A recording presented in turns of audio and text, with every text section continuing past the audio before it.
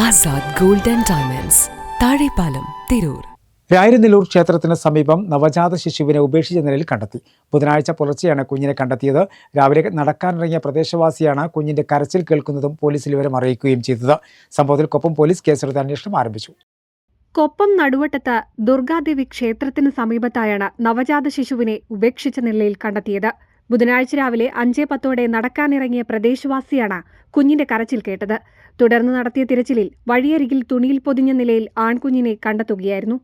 ഉടനെ തന്നെ വിവരം വാർഡ് മെമ്പറെയും കൊപ്പം പോലീസിനെയും അറിയിച്ചു. ഞാൻ രാവിലെ 5 മണിക്ക് നടക്കാൻ വേണ്ടി അമ്പലത്തിലിറങ്ങിയ സമയത്താണ് ഒരു പ്രദക്ഷിണ വരി കഴിഞ്ഞതിൻ്റെ ശേഷമാണ് കുട്ടി കരയണത് കേട്ടത്. അപ്പോൾ ഒന്ന് നോക്കുമ്പോൾ കണ്ടു.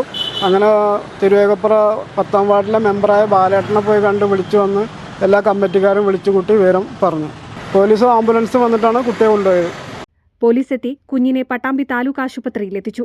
പ്രാഥമിക പരിശോധനകൾക്ക് ശേഷം വിദഗ്ധ പരിചരണത്തിനായി കുഞ്ഞിനെ തൃശൂർ മെഡിക്കൽ കോളേജ് ആശുപത്രിയിലേക്ക് മാറ്റി. നിലവിൽ കുഞ്ഞിന്റെ ആരോഗ്യനില തൃപ്തികരമാണെന്നാണ് ലഭിക്കുന്ന വിവരങ്ങൾ.